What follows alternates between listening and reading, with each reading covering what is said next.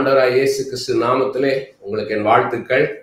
நம்ம தொடர்ந்து தீர்க்கதரிசியும் தீர்க்க தரிசனத்தின் மேன்மையும் பார்த்துட்டு வரோம். தீர்க்கதரிசிகள் அவசியம். ஆண்டவர் ஏற்படுத்தின ஒரு ஸ்தானம் தீர்க்கதரிசின்றது. தீர்க்க தரிசனம்ன்றதும் ஆண்டவர் உருவாக்கின ஒரு பிரமாணம். ஏன் வரும் காரியங்களை நம்ம தெரிந்து கொள்ளணும் அப்படின்னு கர்த்தர் நினைக்கிறாருன்னா, நமக்கு வாழ்க்கையில பல போராட்டங்கள் உண்டு, உபத்திரவங்கள் உண்டு, நெருக்கடிகள் உண்டு, இழப்புகள் உண்டு. அதனால நமக்கு ஆண்டவர்கிட்ட இருந்து ஒரு வார்த்தை தேவையா இருக்குது. அப்ப ஆண்டவர் தீர்க்க தரிசிகள் மூலமாக நம்மளோடு பேசுறார். நம்ம தீர்க்க தரிசனம் கேட்கிறாள மாத்திரமல்ல, தீர்க்க தரிசனம் சொல்லுகிறவர்களாக நம்ம உருவாகணுன்றது ஆண்டவருடைய விருப்பம், வாஞ்ச. மாம்சமான யாவர் மீதும் என் ஆவியை ஊற்றுவேன் இருக்கிறார். அப்ப எல்லாரும் எழுமணும்ன்றது ஆண்டவருடைய வாஞ்ச. அதை நம்ம வேதத்துல பவுல் சொல்றார். அப்போஸ்தலனாகிய பவுல் எல்லோரும் தீர்க்க தரிசனம் சொல்லணும்ன்றார். அந்நிய பாஷை பேசுகிறார் மாத்திரமல்ல, தீர்க்க தரிசனம் சொல்லுகிறவர்களாக வேண்டும் என்று விரும்புகிறேன்.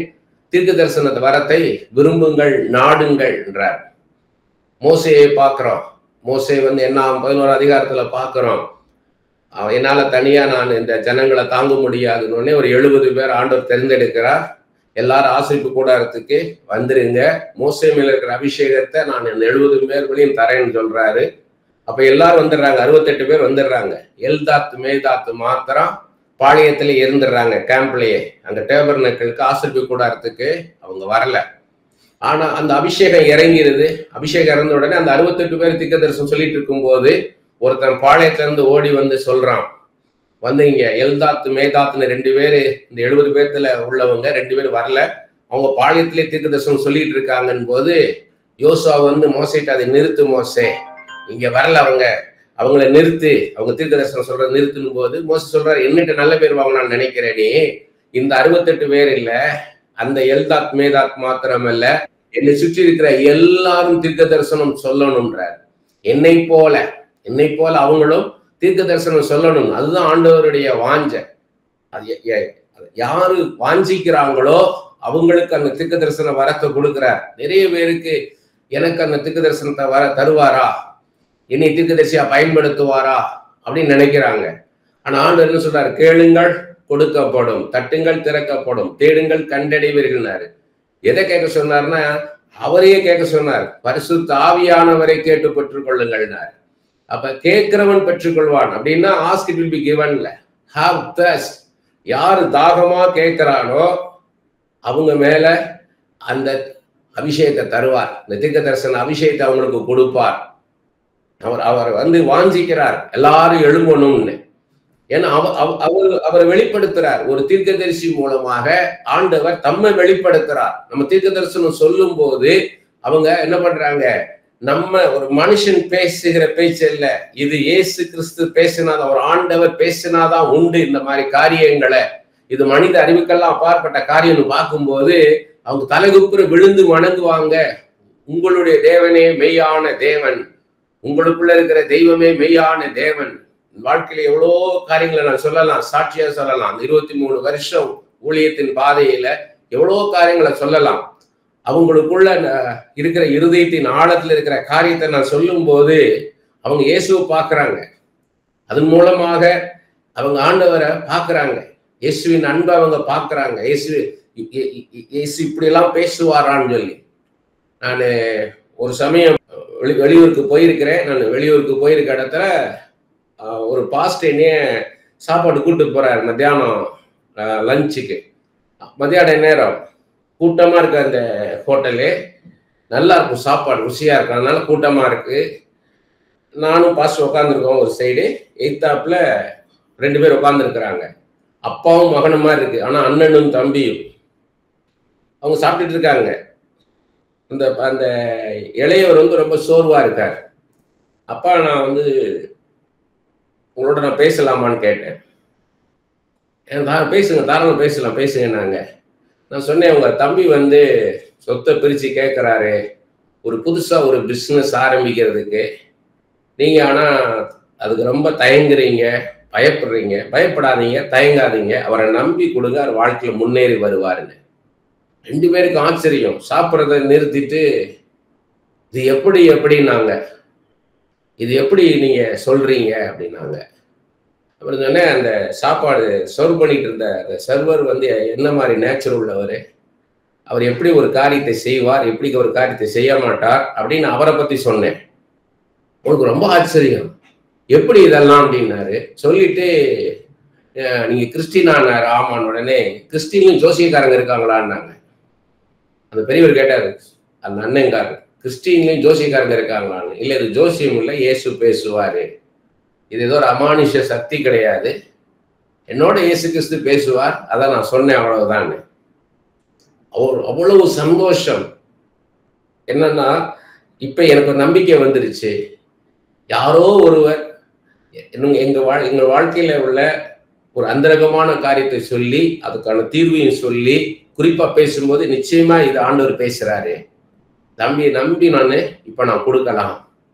அப்போ ஒரு தீர்க்கதரிசன வார்த்தை அங்க எவ்வளவு தூரத்துக்கு அங்க அது ஒரு உதவியா இருக்கு பாருங்க, அது ஹெல்ப்ஃபுல்லா இருக்குது. அங்க அந்த இடத்துல ஒரு மனுஷனுடைய வாழ்க்கையை எழும்புறதுக்கு ஒரு உதவி செய்து அதன் மூலமா இயேசு தம்மை வெளிப்படுத்துறார். இன்னொரு காரியம் பார்த்தீங்கன்னா, நான் ஒருத்தரை குறித்து அவங்க வாழ்க்கையில இந்த காரியம் நடக்கும், இது நடக்காதுன்னு சொல்றதுக்கு முன்னாடி ஆண்டவர் வெளிப்படுத்துற காரியம் அந்த மனுஷனுடைய நேச்சரை வெளிப்படுத்துவார். உன்னுடைய ஸ்ட்ரென்த் என்ன, உன்னுடைய பலம் என்ன அப்படின்னு தான் நான் கேட்பேன். அப்படிதான் கேட்க வைக்கிறார். வேர்ட் ஆஃப் நாலேஜ், அறிவை உணர்த்தும் வசனத்துல ஒரு மனுஷனுடைய நேச்சரை வெளிப்படுத்துறார். இது எதுக்கு பிரயோஜனம், என் வாழ்க்கையில் என்ன நடக்க போகுதுன்னு சொல்றதுதான அவசியம். அதான் எனக்கு தேவை. எனக்கு இந்த காரியம் நடக்குமா, இந்த வியாதி நீங்கி நான் பிழைப்பேனா, இந்த கடன் பிரச்சனை நான் வெளியே வருவேனா, அடுத்து என் வாழ்க்கையில் இந்த காரியம் நடக்குமா அப்படின்றதான் எனக்கு தேவை. இப்ப என்னுடைய நேச்சுரை எதுக்கு சொல்றார் அப்படின்னா, ஒரு மனுஷனுடைய நேச்சர் தான் ஃபர்ஸ்ட் முக்கியம். மனுஷனுடைய நினைவு எப்படியோ அப்படித்தான் அவன் இருப்பான்னு சொல்லி நீதிமொழிகள் 23:7 பாக்குறான். மனுஷன் எப்படி நினைக்கிறான், அவனுடைய நினைவுகள் எப்படி இருக்கு, அவனுடைய நேச்சர், அவனுக்குள்ள இருக்கிற அவனுடைய குணநலன், அவன் இன்னர் பர்சனாலிட்டி என்னவோ அதன்படிதான் அவன் காரியங்களை செய்ய முடியும். அப்ப அவன் யாருன்றத ஆண்டவர் அவனுக்கு அறிமுகப்படுத்துறார். படைத்தவர் படைப்பிட்ட பேசுறார். உன்னை நான் எப்படி படைச்சிருக்கேன்னு தெரியுமா, எப்படி உன்னை சிருஷ்டித்திருக்கேன்னு தெரியுமா அப்படின்னு சொல்றாரு. ஏன்னா அவன் பிரசன்ட் சிச்சுவேஷன் வந்து அவனுக்கு ஃபேவரா இல்லை, ஆனா ஃபியூச்சர்ல அவனுக்கு ஃபேவர் ஆக போகுது. அதுக்குதான் சொல்றார், இந்த காரியத்தை நீ செய்யி போ அப்படின்றாரு. இந்த காரியத்தை நீ செய்யாத, இது வந்து உன்னோட ஏரியா கிடையாது. அது எப்ப தெரியும் கேட்டீங்கன்னா, அந்த +2 முடிக்கும் போதுதான் தெரியும். எல்லாரும் ஆர்டிபிஷியல் இன்டெலிஜென்ஸ் போறாங்க, எல்லாரும் கம்ப்யூட்டர் சயின்ஸ் எடுக்கிறாங்க, அதனால நான் அந்த இதுல போறேன். அது யாருக்கு வாய்க்கும், அது முக்கியம். ஒரு மனுஷனுடைய திங்கிங் எப்படி இருக்கு, அவன் ஃபீலிங் எப்படி இருக்கு, அவன் இமேஜினேஷன் எப்படி இருக்கு, அவனுடைய நேச்சர் என்ன, அவனுடைய ஏரியா ஆஃப் இன்ட்ரெஸ்ட் என்ன, ஏரியா ஆஃப் ஸ்ட்ரென்த் என்ன, அவன் எதை செய்தால் ஆர்வமா செய்வான், எதை செய்தால் ஈடுபாட்டோடு செய்வான் அப்படின்றது படைத்தவருக்கு தான் தெரியும். அவர் சொல்லும் போதுதான், அவர் அதை சொல்லும் போது அவன் அதுல போக முடியும், அவன் அதுல ஃபிளரிஷ் ஆக முடியும், அதுல சக்சஸ்ஃபுல்லா இருக்க முடியும். எல்லாரும் போறாங்கன்னுக்காக போயிடக்கூடாது. அதனாலதான் இது ரொம்ப முக்கியம். தீர்க்க தரிசனம் வரன்றது ஏதோ ஃபியூச்சரை சொல்றது இல்லை, ஏதோ அந்நிய பாஷை பேசி உனக்கு இது நடக்கும் இது நடக்காது அப்படின்னு சொல்றது கிடையாது. கர்த்தர் எப்படி நடத்துவார், கர்த்தர் அந்த மனுஷனை எப்படி படைச்சிருக்கிறார், அவனுடைய வாழ்க்கை எப்படிப்பட்ட வாழ்க்கையாக இருந்தால் அவனுக்கு சரியாக இருக்கும்னு கர்த்தர் பேசுகிற காரியம். ஆண்டவர் ஒரு மனுஷனோடு கூட பேசுகிற காரியம் மிகப்பெரிய காரியம். அதை நம்ம உணர்ந்து கொண்டா போதும். நம்ம ஒரு பிரிட்ஜ் நடுவுல ஆண்டவர் அவர் பிள்ளைகள்கிட்ட பேசுறாரு. அப்ப நம்ம அதை பார்க்கணும். நம்மளை வந்து பைபாஸ் பண்றது இல்லை, நம்மளை அண்டர்ஸ்டாண்ட் பண்ண வைப்பார். ஒரு சபையில நிக்கிறீங்கன்னா அந்த சபையார் எப்படி இருக்கிறாங்க, அவங்க ஆவிக்குரிய நிலைமை எப்படி இருக்குது, அவங்க விசுவாச வாழ்க்கை எப்படி இருக்குது, அவங்க ஆண்டவர் மேல வச்சிருக்கிற விசுவாசம் எப்படிப்பட்டது, மற்ற மனுஷங்க மேல அவங்க வச்சிருக்கிற அன்பு எப்படிப்பட்டது, இது எப்படி நம்மளுக்கு காமிக்கிறார். ஏன் இந்த விசுவாச அன்பு அப்படின்னு சொல்றாருன்னா வேதத்துல இருக்குது. பவுல் தன்னுடைய எழுதின நிருபங்கள் எல்லாத்தையும் சொல்லி இருக்கிறாரு.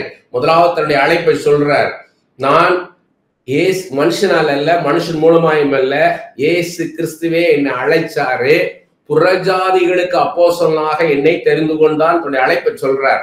அடுத்து கிரீட் பண்றார், உங்களுக்கு சமாதானமும் கிருபையும் உண்டாவதாக. மூணாவது காரியம், உங்கள் விசுவாசத்தையும் அன்பையும் காண நான் வாஞ்சிக்கிறேன்றார். அதான் ஒரு ஸ்பிரிச்சுவல் கண்டிஷன். ஒருவன் ஆவியில எப்படி இருக்கிறான் அப்படின்னு நீங்க தெரிந்து கொள்ளணும்னா அவனுடைய விசுவாசம் எப்படி இருக்குது, இயேசு மேல உள்ள விசுவாசம் எப்படி இருக்குது, அடுத்தது மற்ற மனுஷங்க மேல வச்சிருக்கிற அன்பு எப்படி இருக்குது. இந்த ரெண்டை பார்த்தா போதும், அவனுடைய ஸ்பிரிச்சுவல் லெவலை தெரிஞ்சுக்கலாம், அவனுடைய ஆவிக்குரிய நிலைமையை தெரிந்து கொள்ளலாம். இதெல்லாம் வேதத்துல இருந்தா நம்ம கத்துக்கிறோம். அதுக்குதான் வேதத்தை மறுபடியும் படிக்கின்றது. இதை படிக்கும் போது இயேசுவின் சிந்தை என்ன, இயேசுடைய சித்தம் என்ன, இதை தெரிந்து கொள்கிறோம். அவருடைய நேச்சர் என்ன, அவர் எப்படி செய்வார், எப்படி செய்ய மாட்டார், இதெல்லாம் நம்ம தெரிந்து கொள்ளுகிறோம். அதனால வேதத்தை அதிகமா படிக்க படிக்க படிக்க நீங்க நல்லா ஃபெமிலியர் ஆயிடலாம், ஆண்டவருடைய பெர்ஸ்பெக்டிவ் தெரிஞ்சுக்கலாம். இந்த காரியத்தை இப்படிதான் செய்வார், இந்த மனுஷனுடைய வாழ்க்கையில இந்த மனுஷனுடைய வாழ்க்கையில இப்படித்தான் செய்வார், அவங்களுடைய நேச்சர் இதுதான், அவங்க நேச்சருக்கு இப்படி நடத்தினாதான் சரியா இருக்கும், இப்படிப்பட்ட ஒரு வாழ்க்கை துணை வந்தாதான் சரியா இருக்கும் அப்படின்றத தெரிந்து கொள்ளுகிறோம். இன்னைக்கு நிறைய பேரை பார்க்கிறோம், அவங்க விரும்பி கல்யாணம் பண்ணவங்க எல்லாம், திருமணம் ஆனவங்க எல்லாம் கஷ்டப்படுறாங்க. ஏன் கஷ்டப்படுறாங்க? ஆண்டவர்கிட்ட கேட்கல, தேவ சித்தத்தை கேட்கல. ஆனா அதுக்குன்னு கைவிட்டுறாரா? இல்ல. அங்கதான் அவருடைய மெக்னானிமிட்டி தெரியுது. ஆண்டவருடைய மகோன்னதமான அந்த தெய்வீக தன்மை என்னன்னா, அந்த மனுஷனை மன்னிச்சு அவனுக்கு வழியை காமிக்கிறார். நான் சொல்றபடி நடங்க, உங்களை நான் ஆசீர்வதிக்கிறேன் என்றார். அந்த அந்த ஆசீர்வாதத்துக்கான வழியை காமிக்கிறார். இப்படி நடங்கன்னு சொல்றார். அப்படி தேவ சித்தத்தின்படி நடக்கும் போது ஆசீர்வாதம் வருது. அவங்க சமாதானமான வாழ்க்கையை வாழ ஆரம்பிக்கிறோம் நம்ம. அப்ப தேவ சித்தத்தை வெளிப்படுத்துவது தீர்க்க தரிசன வார்த்தை தான். ஒரு தீர்க்க தரிசிட்ட சொல்றார், என்னோட சித்தம் இவங்க வாழ்க்கையில இதுதான், இப்படி நட அப்படின்னு சொல்லு அவங்களுக்கு அப்படின்னு சொல்றார்.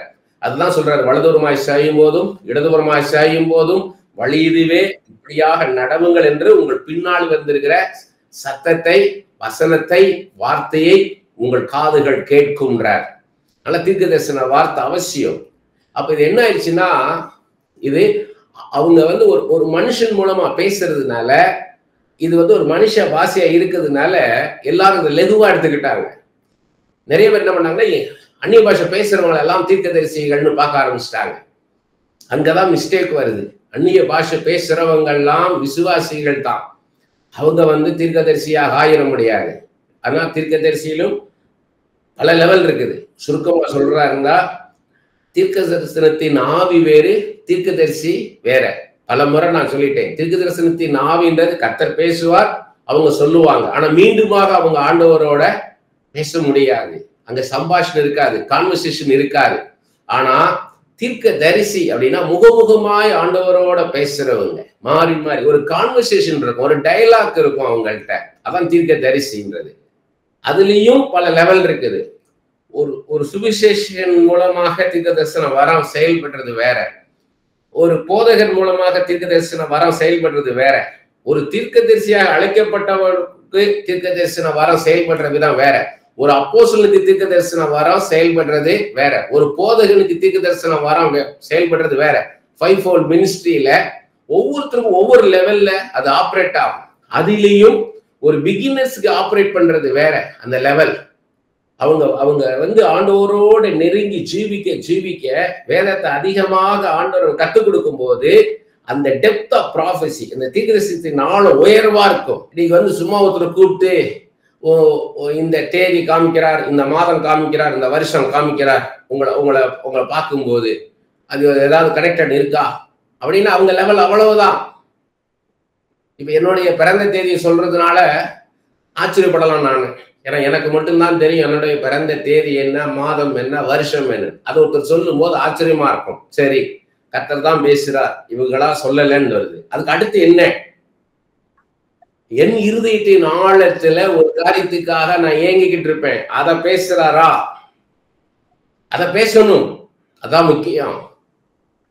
ஏன்னா மனுஷன் முகத்தை பார்ப்பான், மனுஷன் வெளிப்புறத்தை பார்ப்பான். ஆண்டவரோ இருதயத்தை பார்க்கிறவர், இருதயத்தின் ஆழத்தை பார்க்கிறவர். அந்த இருதயத்தின் ஆழத்தில் இருக்கிற அந்த ஏக்கத்தை கர்த்தர் அட்ரஸ் பண்றாரா, அதை குறித்து பேசுகிறாரா? அதான் முக்கியம். நான் சொல்லியிருக்கிறேன், ஒரு ஹாஸ்பிட்டல் இருந்தா எது முக்கியம்? அவுட் பேஷண்ட் முக்கியம் கிடையாது, அவங்க வந்து பார்த்துட்டு போயிடுவாங்க, அவ்வளவுதான். இன்பேஷண்ட்லயும் ஜெனரல் வார்டு இருக்கும், ஸ்பெஷல் வார்டு இருக்கும், அடுத்து இன்டென்சிவ் கேர் யூனிட் இருக்கும், அடுத்து கிரிட்டிக்கல் கேர் யூனிட் இருக்கும், அடுத்தது ஆபரேஷன் தியேட்டர் இருக்கும். எது முக்கியம்? ஓபியில் உட்கார்ந்து இருக்கவன் கிடையாது, ஆபரேஷன் தியேட்டர்ல இருக்கிறவன். இப்ப அவனுக்கு ஆபரேஷன் பண்ணி ஆகணும், இப்ப அவனுக்கு சுகம் உண்டாகணும், காப்பாற்றப்படணும் அவன். அந்த இதை தீர்க்க தரிசனம் சொல்ல, அதான் தீர்க்க தரிசனத்தின் ஆழம்ன்ற. அந்த காரியத்தை வெளிப்படுத்தணும். எதையோ பேசிட்டு இருக்கிறதுல அர்த்தம் கிடையாது. நான் எதையோ நான் தீர்க்க தரிசனம் சொல்றது அவசியம் கிடையாது. ஒரே காரியம். ஒரு சமயம் நான் சொல்லியிருக்கிறேன், நான் வந்து அப்ப சிட்டி பஸ்ல டிராவல் ஆகிட்டு இருக்கேன், கிரௌடட் பஸ். என் பக்கத்துல உட்கார்ந்து இருக்கிறவரே நீ கேட்கிறார், நீங்க யாருன்னு. கொஞ்ச நேரமாவே அவர் டிஸ்டர்ப் ஆகிருக்கிறார் உள்ளுக்குள்ள. நீங்க யாருன்னாரு. நான் வந்து எதுக்கு கேட்குறீங்கன்னு. இல்லை, எனக்குள்ள தோணுது நீங்க சாதாரண ஆள் இல்லை, யூ ஆர் டிஃபரெண்ட் பர்சன், நீங்க ஒரு வித்தியாசமான மனுஷன்னு சொல்லி எனக்குள்ள தோணுது. தோணுதுன்னா என்ன? உடனே அல்லேலூயான்ற கூடாது. உள் உணர்வு அவருக்குள்ள தோணுது. உள் உணர்வு, இன்ட்யூஷன். அவருடைய இன்ட்யூஷனுக்குள்ள ஸ்பிரிட்டை சென்ஸ் பண்றாரு. அந்த ஸ்பிரிட்டை சென்ஸ் பண்றாரு. என்னுடைய ஸ்பிரிட்டை அவர் ஸ்பிரிட் சென்ஸ் பண்ணுது. அவருடைய உள் உணர்வு வந்து அதை உணருது, ஒரு டிஃபரெண்டா உணருது. அப்ப நான் சொன்னேன், வந்து நீங்க உங்க சொந்த ஊர் திருச்சி, இது சென்னையில நடந்த காரியம். உங்க சொந்த ஊர் திருச்சி, உங்களுக்கு ஒரே டாக்டர், ஒரு 7 வருஷமா இங்க ஒரு கம்பெனியில ஒர்க் பண்ணுது, அதுக்கு டிரான்ஸ்ஃபர் ட்ரை பண்றீங்க, 7 வருஷமா கிடைக்கல, சோர்ந்து போயிட்டீங்க. இந்த வாரம் அந்த டிரான்ஸ்ஃபர் உங்களுக்கு கிடைக்கும் பாருங்க. அவர் கண்ணுல இருந்து கண்ணீரா வருது. இது எனக்கு தெரியுமா ஆண்டவரே, இவரை குறிச்சு பேசுங்க அப்படின்னு நான் கேட்டேன்னா, இல்ல, ஆண்டவருக்கு தெரியும் நம்மளை எடுத்து பயன்படுத்தணும்னு சொல்லிட்டு. எந்த இடத்துல பயன்படுத்தணும்னு ஆண்டவருக்கு தெரியும். ஆனா நான் ஆயத்தமா இருந்தேன். நான் எப்பொழுதும் ஆயத்தமா இருப்பேன். எப்ப யார்கிட்ட நம்மளை பேச வைப்பார், யார்கிட்ட அவர் எப்ப நம்ம தன்னை வெளிப்படுத்த போறாரு எனக்கு தெரியாது. ஆனா எப்பொழுதும் நான் ஆயத்தமா இருப்பேன். என்னுடைய ஸ்பிரிட்ல எப்பயுமே நான் ரெடியா இருப்பேன். ஒரு வீட்டுல உட்காந்து பேசுறோம் அப்படின்னா அந்த இடத்துல யாருக்கோ தன்னை வெளிப்படுத்துவாரா, இந்த நேரத்தை தன்னை வெளிப்படுத்துவாரா, ஒரு தீர்க்கதரிசன வார்த்தை வருமோ அப்படின்னு சொல்லி நான் ஆயத்தமா இருப்பேன். அது மாதிரி ஆயத்தமா இருக்கிறதுனாலதான் பேசுறாரு. பாத்தீங்கன்னா அவர் உடனே செல்ல எடுத்து உங்க பேர் என்னன்னாரு. நான் சொன்னேன், வெறும் கென்னடிக்கு போட்டீங்கன்னா ஏன் வராது, பஸ் கென்னடிக்கு போடுங்கன்னு. அதுவும் ஆச்சரியம் அவருக்கு. போட்டுட்டாரு. போட்டுட்டு பாத்தீங்கன்னா 2வது நாள் எங்க வீட்டுக்கு கீழே போன் பண்றாரு. ஏன்னா நான் சொல்லியிருந்தேன், இந்த சைதாப்பேட்டை கோர்ட்டு கிட்ட இருக்கு வீடுன்னு சொல்லியிருந்தேன். அதை வச்சே வந்துட்டாரு. அங்க வந்து நின்று போன் பண்றாரு. எனக்கு என்னன்னா கிடைச்சிருச்சு, டிரான்ஸ்ஃபர் கிடைச்சிச்சு, ஒன்ஸ் ஃபார் ஆல் இங்க நாங்க காலி பண்ணி எங்க சொந்த ஊர் திருச்சிக்கு போறோம்னு. அப்ப அவருக்கு இதுதான் ஆண்டு தன்னை வெளிப்படுத்துற விதம். ஏன் தீர்க்க தரிசன வார்த்தை அவசியம் அப்படின்னா, தீர்க்க தரிசனம்ன்றது வெறும் எதிர்காலத்தை மாத்திரம் சொல்ற காரியம் கிடையாது, விடுதலை அளிக்கிற வார்த்தை. அதை சொல்லும் போது அவங்களுக்கு விடுதலை ஆயிரும். ஒரு அன்ரிசர்வ்டு கம்பார்ட்மெண்ட்ல ட்ரெயின்ல போறது எப்படி ஹெவி ரஷ் இருக்கும், நமக்குன்னு ஒரு சீட் இருக்காது, நம்ம ஓடி பிடிச்சி ஏறிடுவோமான்னு தெரியாது அந்த ரஷ்ல. ஆனா அப்படிதான் இருக்கும் தீர்க்க தரிசனம் இல்லாத இடம். ஆனா ஒரு தீர்க்க தரிசன வார்த்தை வரும் பொழுது நிச்சயம் எனக்குன்னு ஒரு ரிசர்வ் பண்ண ஒரு இடம், இந்த கம்பார்ட்மெண்ட், இந்த சீட்டு அப்படின்னு தெரிஞ்சனால தெளிவா நான் போகலாம், தீர்மானமா போகலாம். அதான் தீர்க்கமான தரிசனம். இது எனக்குன்னு ஒரு வாழ்க்கை இருக்கு.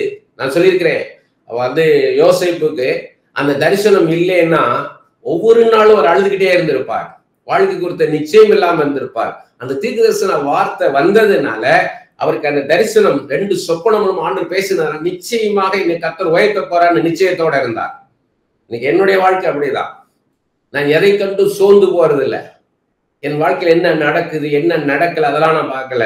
எனக்கு கர்த்தர் கொடுத்த தீர்க்க தரிசன வார்த்தை எனக்கு அது நிச்சயமா நிறைவேறும், நிச்சயமா நிறைவேற்றும். ஏன்னா கர்த்தர் பேசி இருக்கிறார். பொய் சொல்ல தேவன் ஒரு மனிதன் அல்ல, மனம் மாற அவர் மனுபுத்திரனும் அல்ல, அவர் சொல்லியும் செய்யாதிருப்பாரா, வசனத்தை நிறைவேற்றாதிருப்பாரா. கர்த்தருடைய வாய் இதை சொல்லிட்டு கர்த்தருடைய கரம் இதை செய்யும்.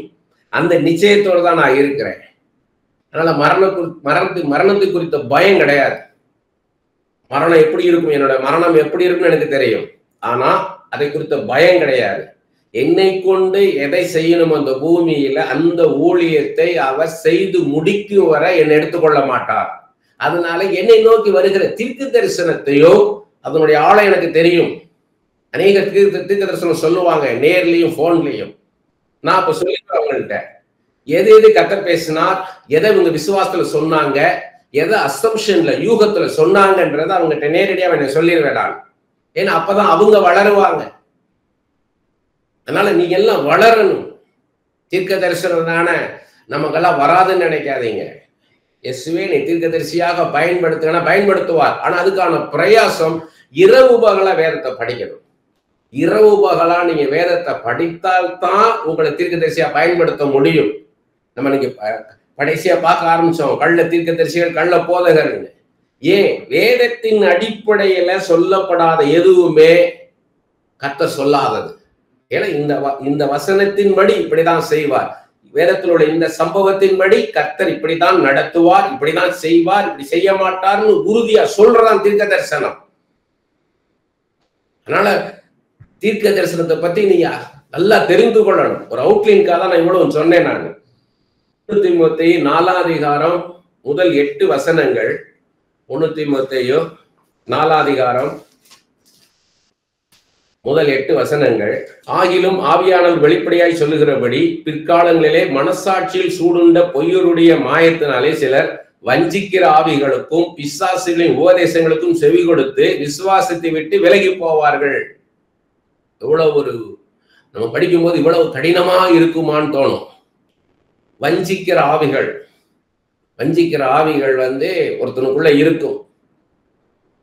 பிசாசின் உபதேசம்,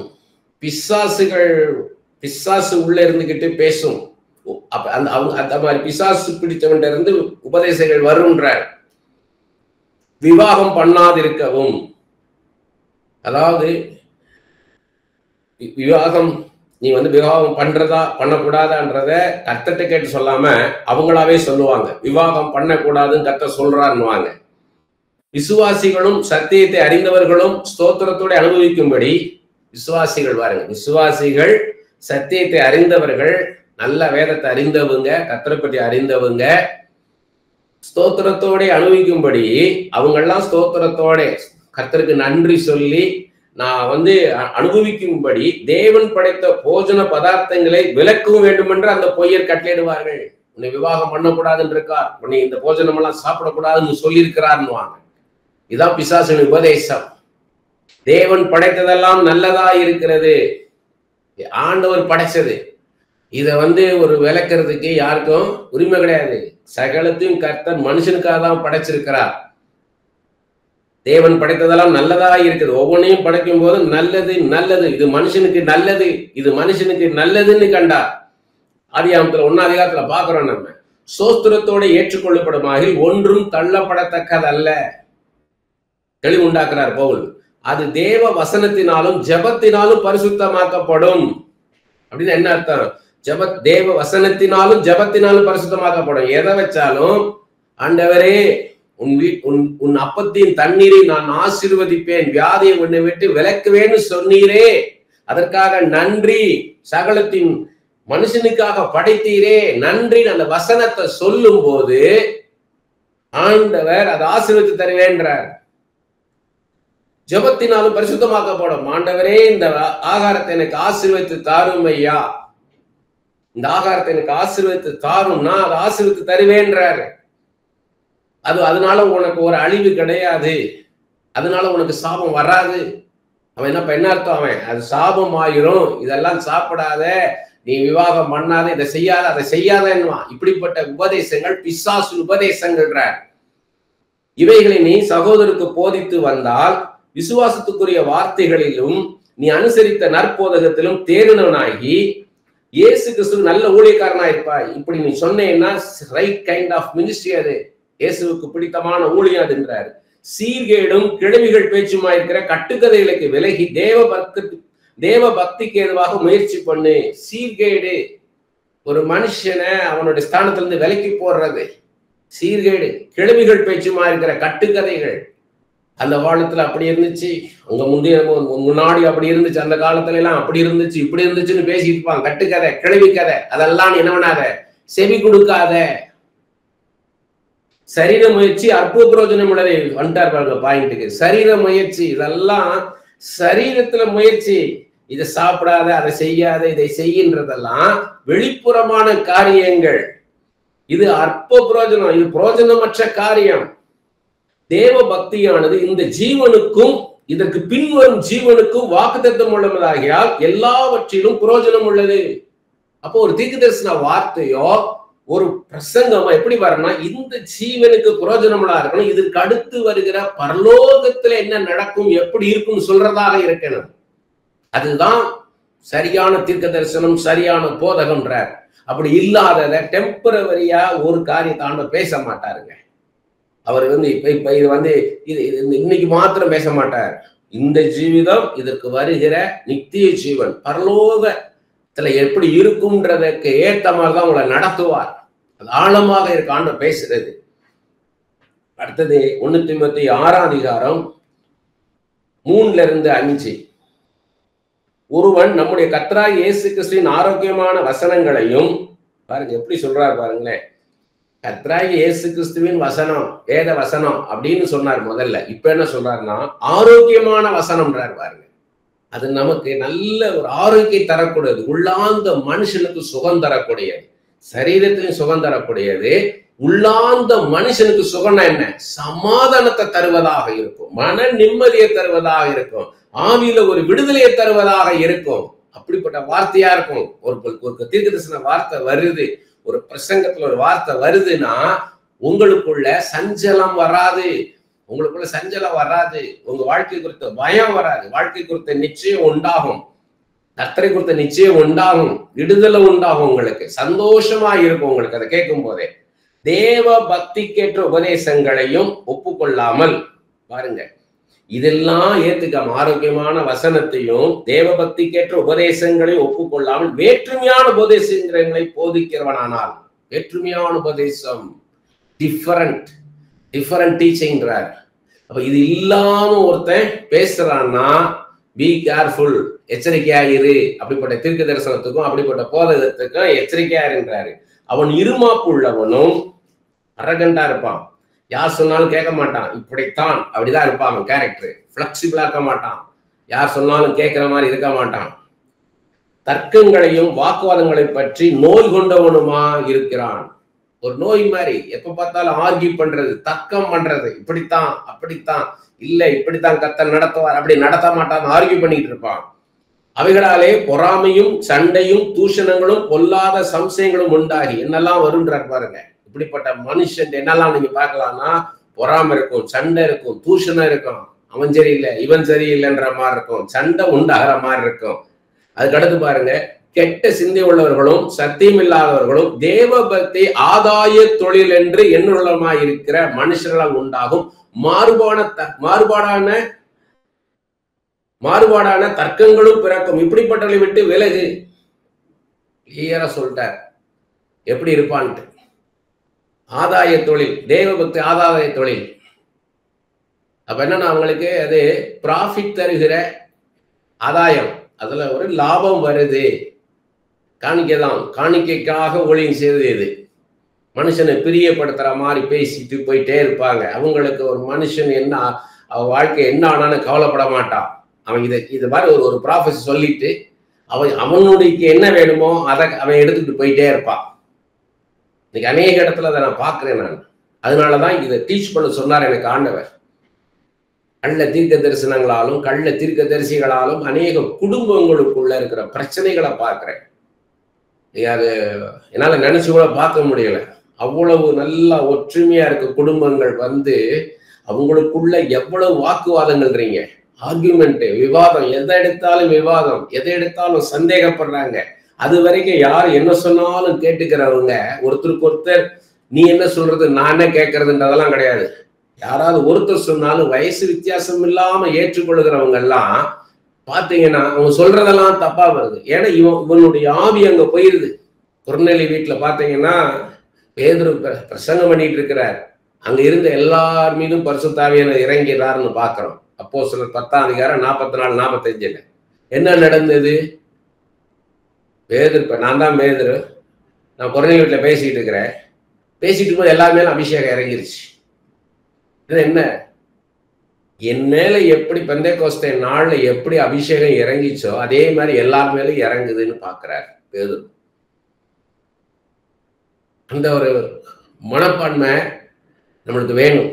அது கரெக்டா நீங்க கவனிக்கணும். அதை கரெக்டா கவனிக்கணுங்க. எங்க இருந்து அந்த அபிஷேகம்? பேதுருக்குள்ள இருந்த அபிஷேகம் கட்டவிழ்க்கப்பட்டதாங்க.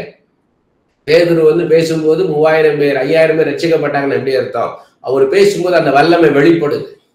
அந்த வல்லமை அது எங்க இருக்குன்னு கேட்டீங்கன்னா 1 தெசலோனிக்கேயர் 1:5 எங்கள் சுவிசேஷம் உங்களிடத்திலே வசனத்தோட மாத்திரம் அல்ல, வல்லமையோடும் பரிசுத்த ஆவியோடும் முழு நிச்சயத்தோடு வந்தது.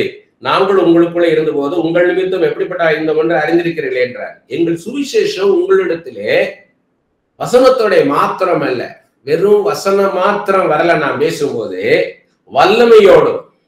என்ன வல்லமை? உடனே நம்ம ஆமென் அல்லேலூயான்றோம், எக்ஸைட் ஆயிடுறோம். உடனே என்ன ஆயிடுறோம்? எக்ஸைட் ஆயிட்டு வல்லமை வெளிப்பட்டுச்சு, உடனே அல்லேலூயா ஆமென் ராபா ராபா ரீகாத்தோன்ற வல்லமைன்னா என்ன வல்லமை? யாருடைய வல்லமை? பவுலுக்குள்ள இருந்த வல்லமையா? இது பவுல் பேசுறாரு. அப்ப பவுலுடைய வல்லமையா? இல்ல, ஆண்டவருடைய வல்லமை. அப்பவும் அல்லேலூயான்னு சொல்லிடக்கூடாது, அல்லேலூயா ஆமென் முடிச்சிடக்கூடாது. இன்னும் முடிக்கல. ஆண்டவருடைய வல்லமை அது எப்படிப்பட்ட வல்லமை? செங்கடலை 2ஆய் பிளந்த வல்லமையா? யோர்தானை பின்னிட்டு ஓட செய்த வல்லமையா? மரித்தவர்களை உயிரோடு எழுப்பின வல்லமை. மரித்தவர்களையும் உயிரோடு கூட எழுப்பின வல்லமை இருக்கிறதுல அதீதமான வல்லமை. மாத்தாள்கிட்ட சொன்னார் இல்லையா, நீ விசுவாசித்தால் தேவனுடைய மகிமையை காண்பாய், அதாவது தேவனுடைய மகத்துவத்தை காண்பாய். என்ன அர்த்தம்? தேவனுடைய மகத்துவம் அப்படின்னா என்னுடைய உச்சத்தில் இருக்க என்னுடைய வல்லமையை நீ பார்ப்ப. நீ விசுவாசித்தேன்னா, if you have faith you will see my great power. அப்ப அவருடைய பவர் என்ன? ஒரு தலைவலியை சுகப்படுத்துறது அல்ல, அதனோட இல்ல அவருடைய வல்லமை. சூனியமியாளின் மகன் தலை வலிக்குதுன்னு அங்க கிடக்குறான். இத ஆண்டவர் எலிசாக்கு வெளிப்படுத்தினதா எலிசா என்ன பண்ணிருப்பார்? அந்த தலைவலியை சுகப்படுத்தி இருப்பார். அந்த வீட்டுக்குள்ள இல்ல அந்த வயல்வெளியில இருக்கிறவங்க மாத்திரம் தெரியும், ஆண்டவர் தலைவலியை சுகப்படுத்துறா அப்படின்னு முடிஞ்சிருக்கும். ஆனா ஆண்டவர் என்ன பண்றாருன்னா அந்த பையன் செத்து போக விடுறாரு. இப்ப ஊருக்கே தெரிஞ்சிருச்சு சூனியமியாள் மகன் செத்து போயிட்டான். இப்ப எலிசா வர்றார். அந்த ஊரார் எப்படி பார்த்திருப்பாங்க? என்னது எலிசா வராரு, அந்த பையன் செத்து போயிட்டான், இப்ப போய் வராரு, சாகிறதுக்கு முன்னாடி வந்தா பரவாயில்ல. ஏன்னா அங்க லாசரு இறந்த போதும் சொன்னாங்கல்ல, மாத்தாள் மரியாதை என்ன சொன்னாங்க? நீர் இங்க இருந்திருந்தா எல்லாம் நடந்திருக்காதேன்னாங்க. அவன் செத்துருக்க மாட்டானே, நீர் இங்க இருந்திருந்தா சுகப்படுத்திருப்பீர், அவனை செத்து போயிட்டானேன்ட்டு. எவரின் மகள் என்ன பண்ணிட்டாங்க? எவரியுடைய ஃப்ரெண்ட்ஸ் எல்லாம் சொல்றாங்க, உன் மகா செத்து போயிட்டா, இனி இயேசு நீ தொந்தரவு பண்ணாதேன்னு. அப்பதான் சொல்றாரு, பயப்படாத, விசுவாசம் உள்ளவனாயிருன்ற. அப்ப என்ன பண்றாங்க? எலிசா எல்லாரும் பைத்தியக்கார மாதிரி பார்த்துருப்பாங்க. இயேசு என்ன பண்றாங்க? எவரி வீட்டுக்கு போகும்போது எல்லாரும் செத்த கூட்டு அடிச்சுக்கிட்டு இருக்கிறான், நாயனை ஊதிக்கிட்டு இருக்கிறான். அங்க ஒரு அடக்க ஆராதனை நடந்துகிட்டு இருக்குது. இவர் என்ன பண்றாரு? இவர் வீட்டுக்குள்ள போறாரு. பேதுரு, யாக்கோபு, யோவான் 3 பேரும் கூட்டிட்டு வீட்டுக்குள்ள போறாரு. அவங்க அப்பா அம்மா மற்றும் எல்லாரும் வெளியேற்றுறாரு. இன்னொரு பைத்தியக்காரர் இவர் போய் என்ன பண்ண போறான்னு இருப்பாங்க. அங்க போய் மரித்தவன் உயிரோடு எழுப்பிட்டார். லாசர் உயிரோடு எழுப்பி காமிக்கிறார். யார் தான் காமிக்கிறார்? அந்த வல்லமை இது, பவர் ஆஃப் ரெசரக்ஷன். மரித்தவனை உயிரோடு எழுப்புகிற வல்லமை வெளிப்படுது. இதை தெரிந்து கொள்ளணும். நம்ம ஒரு தீர்க்கதரிசனம் ஏதோ வாயில பேசி காதுல கேட்கறது இல்ல, கர்த்தருடைய வல்லமை வெளிப்படுகிற நேரம் அது. ஒரு பிரசங்கம் பண்ண போறேன், அங்க ஒரு 50 நிமிஷம் இல்ல 1 மணி நேரம் கொடுக்குறாங்க, இல்ல அரை மணி நேரம் கொடுக்குறாங்க. அந்த அரை மணி நேரத்துல என்ன பேச முடியல அதான் நான் பேசுறேன். ஆனா கர்த்தர் கற்றுக் கொடுத்தது நம்ம பேசும்போது மாத்திரம் இல்ல, நம்ம பேசாத போது அவருடைய வல்லமை அவங்க மேல இறங்கும். பவர் ஆஃப் காட், ஆண்டவருடைய வல்லமை. அதான் சொல்றாரு எபேசியர் 3:20, நாம் நினைப்பதற்கும் நாம் வேண்டிக் கொள்வதற்கும் மிகவும் அதிகமாய் நமக்குள்ளே கிரியை செய்யக்கூடிய வல்லமையின்படி செய்ய வல்லவர் அவர். நம்ம செபிக்கிறதுக்கெல்லாம் அப்பாற்பட்டு, நம்ம நினைக்கிறதுக்கெல்லாம் அப்பாற்பட்டு, இது வந்து நம்மளுடைய is above our thinking, it is beyond our imagination. There's a power, it is his power.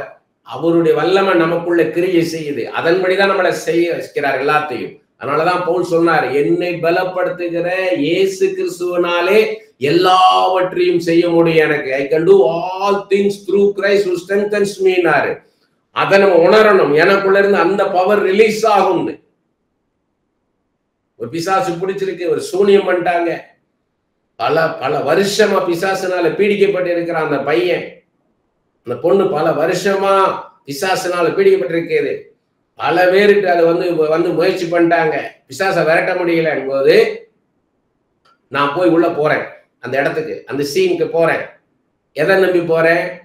ஆண்டவருடைய வல்லமை. ஆண்டவருடைய வல்லமை அங்க இறங்கும், அங்க விடுதலை உண்டாகும். நம்மகிட்ட ஒண்ணுமே கிடையாது. அவன் சொல்றாரு இல்லையா, பேதுரு அப்போஸ்தலர் 3ஆம் அதிகாரத்தில் சொல்றாரு, அந்த பிறவி சப்பானிய இயேசுவின் நாமத்துல எழுந்து நடன, அவன் கால்கள் முளைச்சு அவன் எழுந்து நடக்கும் போது என் சுய பக்தியோ என் சுய சக்தியோ கிடையாது. இது இயேசு என்ற அந்த நாமத்தின் வல்லமை இவனுக்கு சர்வாங்க சுகத்தை கொடுத்ததுன்றார். இதை தெரிஞ்சுக்கிட்டதான் தீர்க்கதரிசின்றது. வெறுமன ஓல் ஆக்காத்தா ரீகாபா ரோகோ போனி கீழாக்காமல் மேலாக்குவார், வாலாக்காமல் தலையாக்குவார். நீ வீட்லயும் ஆசீர்வதிப்பாய், வெளியிலும் ஆசீர்வதிக்கப்படுற, உன் மாப்பு செய்கிற தொட்டியெல்லாம் ஆசீர்வதிக்கப்பட்டிருக்கும். இதெல்லாம் வாக்குத்தத்தங்கள். கர்த்தர் சொன்னாரா? இல்ல, ஸ்பெசிபிக்கா இருக்கணும். கர்த்தருடைய வல்லமை வெளிப்படணும். வேலை இல்லாம இத்தனை வருஷம் இருக்க, உனக்கு வேலை கிடைக்கும், உனக்கு வாசல் திறக்கப்படணும், நடக்கும். இதுவரை நீ சமாதானம் இல்லாம இருந்துட்ட, உன் வாழ்க்கையில போராடிட்டு இருந்த, இன்னையோடு அந்த போராட்டம் முடிந்தது. இன்றிலிருந்து உனக்கு ஒரு பெரிய மாற்றத்தை உண்டாக்குவார் கர்த்தர். இப்பொழுதே, இந்த க்ஷண பொழுதே உனக்கு விடுதலை உண்டானது. நான் அப்பவே வாழ்க்கை மாறணும். அந்த அதிகாரத்தை தருவார். அதான் தீர்க்கதரிசி. தான் சொல்றாரு, வல்லமையோடும் பரிசுத்த ஆவியோடும். அனாயிண்டட் வேர்ட் அது. நாம பேசணும்னா அதுல அபிஷேகம் இருக்காது, அதுல அது ஒரு அனாயிண்டட் கிடையாது. ஆண்டவர் பேசி அந்த வார்த்தை சொல்லும் போதுதான் அது அபிஷேகம் நிறைந்த வார்த்தையாக வரும்.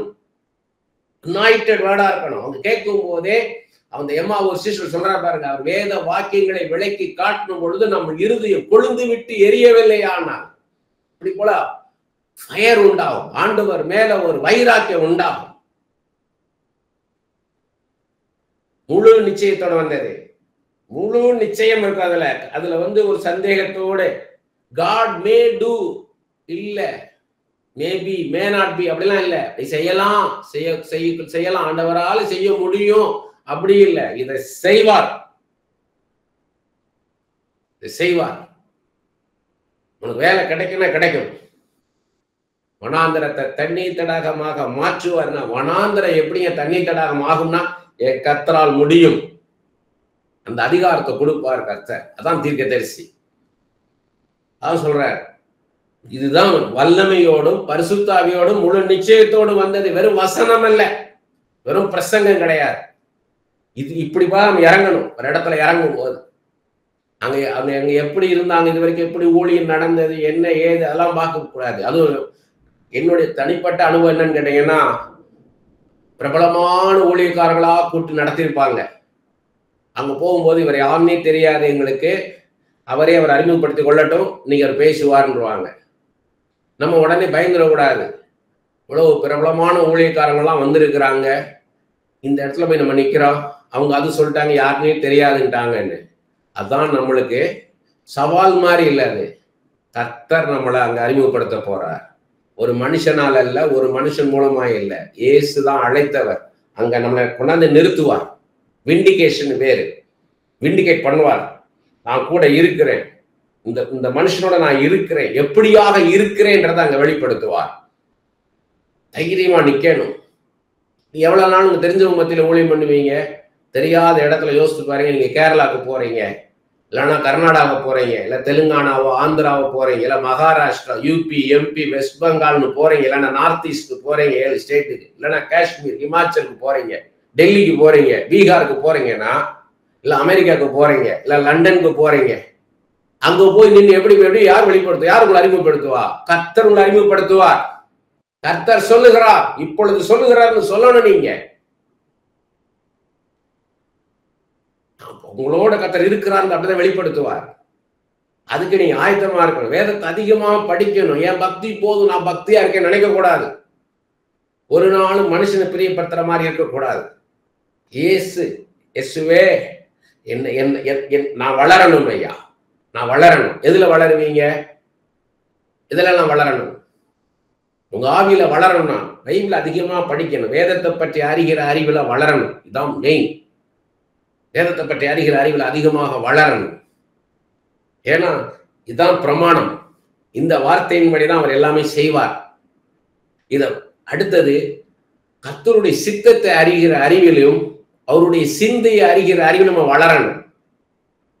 அடுத்தது அவருடைய ராஜ்யத்தையும் அவருடைய நீதியும் பற்றி அறிகிற அறிவில் நம்ம வளரணும். கர்த்தர் எப்படி ஒரு காரியத்தை பார்க்கிறார், எப்படி செய்வார், எப்படி செய்ய மாட்டார், ஏன் செய்வார், எதற்காக செய்ய மாட்டார், இதெல்லாம் தரோ நாலேஜ் வேணும். அவன் தான் ப்ராஃபட். அப்பதான் நீங்க ஒரு ப்ராஃபட்டஸா நிக்க முடியும். அது அதிகமாக வேதத்தை படிக்கணும். ரேமாவாக மாறணும். Very simple. எழுதப்பட்ட வார்த்தை பேசுகின்ற வார்த்தையா மாறணும். ஆண்டவர் எடுத்து உங்கள்கிட்ட பேசணும். அதனால நீங்க வார்த்தையால நிரப்பணும். நிரப்பும் போது ஆண்டவர் எடுத்து பேசுவாரு. இதை சொல்லு, இது இப்படி சொல்லு, இதுதான் காரியம், இதுதான் காரியம், இந்த வசனத்தை சொல்லு, இந்த வசனத்தை இப்படி சொல்லுன்னுவார். அதுதான் நம்மளுக்கு வேணும்.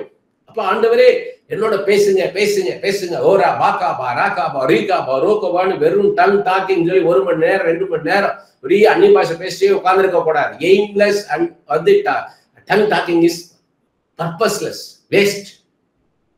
ஒரு நோக்கம் இல்லாம அந்நிய பாஷை பேசிட்டு இருக்கிறது வீணானது. நோக்கத்தோட எதிர்பார்க்க, ஆண்டவரே என்னோட பேசுங்கப்பா, என்னோட பேசுங்க, என்னோட பேசுங்க. அந்நிய பாஷை பேசிக்கிட்டே என்ன பண்ணணும்? ஆவியோடும் கருத்தோடும் ஜெபிக்கணும்னா என்ன அர்த்தம்? ஆவியில அந்நிய பாஷை பேசுறீங்க, கருத்து ஆண்டவரே என்னோட பேசுங்க பேசுங்க, ஓலா பாகாபா ரீகாபா ரோகோபோ ரோ, இயேசுவே என்னோட பேசுமையான்னு. வெறுமனை வேக்கண்டா நிக்க கூடாது. ஏதோ வனாந்தரத்துல நின்று ஏதோ நான் பேச போறாரு, ஏதோ ஒரு அமானுஷ்யத்துல எங்க இருந்தோ ஒரு சத்தம் வரப்போகுது, அப்படி கேட்க கூடாது. உங்களுக்குள்ளதான் அந்த அமர்ந்த மெல்லிய சத்தத்தை கேட்க போறீங்க. வேதத்துல இருந்து தான் பேசுவார். அப்ப எனக்கு வேதத்துல இருந்து எனக்கு வசனம் மூலமாக பேசுங்க. வேதத்துல உள்ள சம்பவங்கள் மூலமாக தான் பேசுவீங்க. அப்ப ஏதோ ஒரு வசனம் மூலமாக கர்த்தர் பேச போறார். ஏதோ வேதத்துல ஒரு சம்பவத்தின் மூலமாக கர்த்தர் என்னோட பேச போறார். இயேசுவே இயேசுவே என்னோட பேசுங்கப்பா, ஓ லபா லானா தீரி நாமா காபான்னும் போது ஆண்டவர் உங்களுக்கு வசனத்தை காமிப்பார். அது நீங்களா நினைக்கிற வசனமா இல்ல ஆண்டவர் தான் தராருன்னா, தொடர்ந்து அந்த வசனம் நின்னுதுன்னா கர்த்தர் பேசுகிறார்னு அர்த்தம்.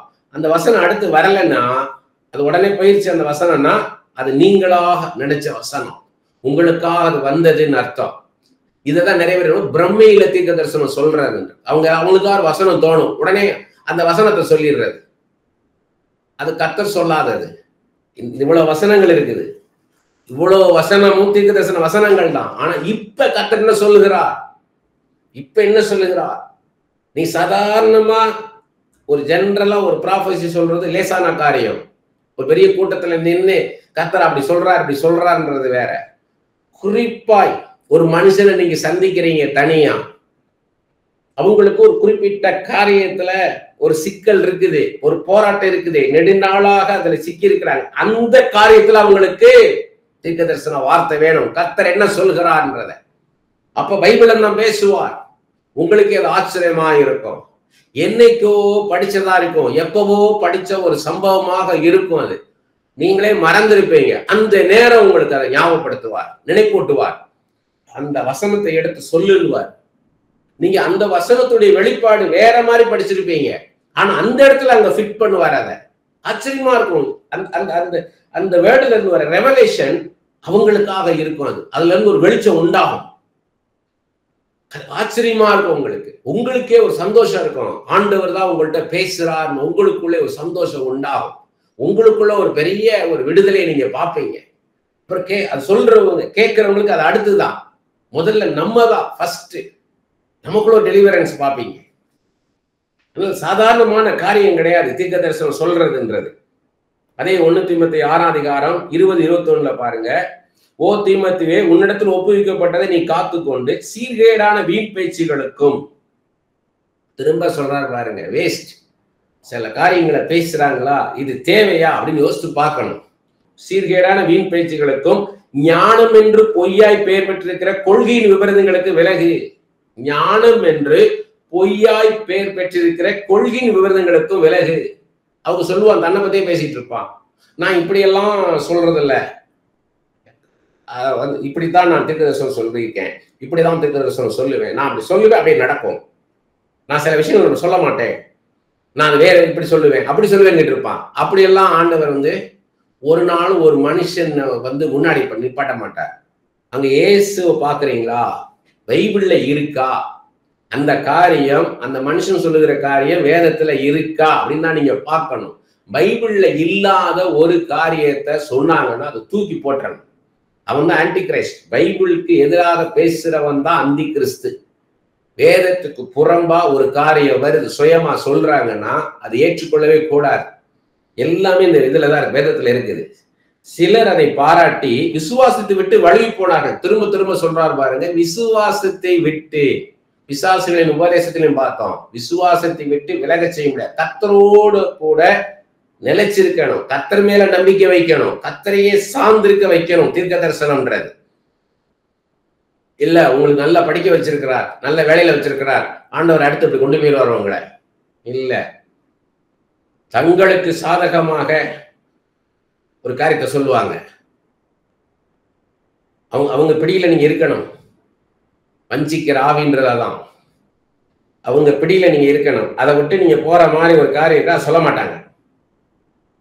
வேற தேசத்தை போய் சொல்லு, வேற தேசத்துல போய் நான் யோசேப்பை ஆசீர்வதித்தது போல யோசேப்பை எகிப்துல கொண்டு போய் நான் ஆசீர்வதித்தேன், அப்படி போல இந்த மகனை வேறு ஒரு தேசத்துல போய் அங்கு சில நாட்கள் கஷ்டப்பட்டு மேல கொண்டு வருவேன் அப்படின்னு உடனே அதை சொல்ல மாட்டாங்க. ஏன்னா இவங்க பார்வையிலே இருக்கணும், இவங்க பிடியிலே இருக்கணும், இவங்க விட்டு போயிடக்கூடாதுன்றதுல இருப்பாங்க. அதான் சொல்றாரு, சிலர் அதை பாராட்டி விசுவாசத்தை விட்டு வழுவி போனார்கள், கிருபையால் உன்னோட கூட இருப்பதாக. இதெல்லாம் ஆண்டவர் எச்சரிக்கையா கொடுக்கிறார். அதே 2 தீமோத்தேயு 2ஆம் அதிகாரம் 14-18, 23-26, 14-18 முதல்ல, இவைகளை அவர்களுக்கு நினைப்பூட்டி ஒன்றுக்கும் புரோஜனம் இல்லாமல் கேட்டவர்களை கவிழ்த்து போடுகிறதுக்கு எதுவான வாக்குவாதம் செய்யாதபடிக்கு கர்த்தருக்கு முன்பாக அவர்களுக்கு எச்சரித்து புத்தி சொல்லு. வாக்குவாதம் பண்ணக்கூடாது. ஒருத்தர் தீர்க்கதரிசனம் சொல்லும் போது அங்க வாக்குவாதம் வராது. வாக்குவாதம் ஏன் வருது? ஒரு விவாதம்னு என்ன வருது, ஏன் வருது? ஆர்கியூமெண்ட். ஒரு விஷயத்துக்கு எதிராக இன்னொரு விஷயம் வரும்போதுதான். இந்த பிள்ளைய நீங்க இன்னாருக்கு கல்யாணம் பண்ணி கொடுங்க அப்படின்னு கர்த்தர் சொல்றாரு அப்படின்னு சொல்லும் போது அதை ஆர்கியூமெண்ட்டுக்குள்ள போகக்கூடாது. அங்க ஒரு ஒன்னஸ் வரணும். இந்த வேலைக்கு இல்லை, இந்த வேலை கர்த்தர் போக சொல்றான்னு சொல்லும் போது அங்க ஒரு ஒருமனம் உண்டாகணும் எல்லாருக்குள்ளேயும். இல்லையே, இல்ல பிரதர், இது அப்படி போனா சரிப்படாதே, இந்த பொம்பளை பிள்ளை வாலிப பிள்ளை இது எப்படி நாங்க தனியா அனுப்புவோம், இதுக்கு பாதுகாப்பு கிடையாது அப்படின்னு அங்க சொல்லும் போது அங்க வாக்குவாதம் உண்டாயிரும். அப்படி வாக்குவாதம் அதான் சொல்றாரு, வாக்குவாதம் செய்யாதபடிக்கு கர்த்தருக்கு முன்பார்களுக்கு எச்சரித்து புத்தி சொல்லு. அங்க அவங்களுக்கு ஃபேவராகவும் இருக்காது, அவங்களுக்கு ஃபேவர்னு கிடையாது. ஆண்டவர் தெரியும். இப்போ ஒரு வாலிப பையன் இருக்கான், ஒரு வாலிப பொண்ணு இருக்குன்னா, வாலிப பையன் அவர் நடத்துற விதம் வேறு, வாலிப பெண் பிள்ளையா இருந்ததுன்னா அதை நடத்துகிற விதம் வேறு விதமாக இருக்கும். ஒரு தாய் தகப்பன் உள்ளத்தின் ஆழத்துல ஒரு வாலிப பெண் பிள்ளை பாதுகாப்பாக இருக்கணும்ன்றதான் மெயினா இருக்கும். அது படிக்கணும், அது பெருசா வேலைக்கு போகணும், வாழ்க்கையில உயரணும்ன்றதெல்லாம் ரெண்டாவது.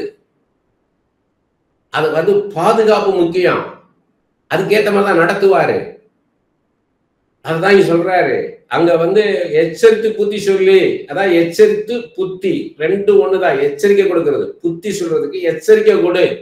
உன் பிள்ளையின் பாதுகாப்புக்கு இந்த தேசத்துக்கு போறதான் சரியானது, பாதுகாப்பானதுன்னு தான் சொல்லுவாரு. அவர் நீங்க வெட்கப்படாத ஊழியக்காரனாயும் சத்திய வசனத்தை நிதானமாய் பகுத்து போதிக்கிறவனாயும் உன்னை தேவனுக்கு முன்பாக உத்தமனாக நிறுத்தும்படி ஜாக்கிரதையா இரு. வெட்கப்படாத ஊழியக்காரனா இருக்கணும். சத்திய வசனத்தை நிதானமாய் பகுத்து போதிக்கிறவனாய் இருக்கணும். தேவன் முன்பாக உத்தமனாக இருக்கணுன்றாரு.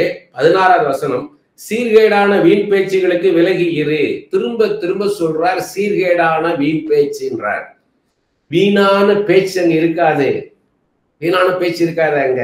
Waste, purposeless டாக்கிங்கிறார். பர்பஸ் இல்லாம, நோக்கம் இல்லாம ஒரு காரியத்தை அங்க பேசிட்டு இருக்க கூடாதுன்றாரு.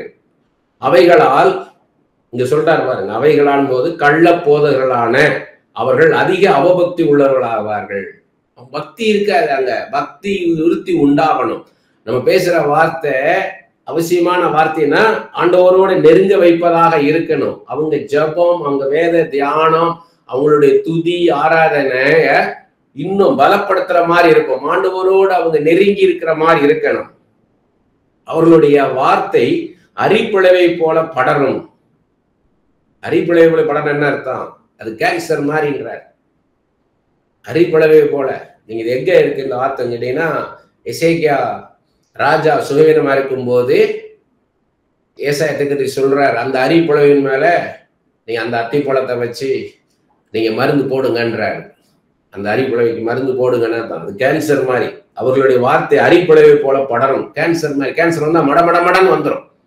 அவ்வளவு ஃபாஸ்டா ஸ்ப்ரெட் ஆகும். அது மாதிரி இருக்கும்ன்றாரு.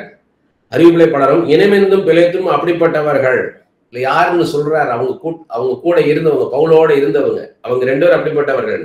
அவர்கள் சத்தியத்தை விட்டு விலகி உயிர்த்தெழுதல் நடந்தாயிற்று என்று சொல்லி சிலருடைய விசுவாசத்தை கவிழ்த்து போடுகிறார்கள். பைபிள்ல ஃபர்ஸ்ட் கம்மிங் என்ன, செகண்ட் கம்மிங் என்ன, அவருடைய ரகசிய வருகை எப்படி இருக்கும், இதெல்லாம் சரியாக போதிக்கிறவனா இருக்கணும்.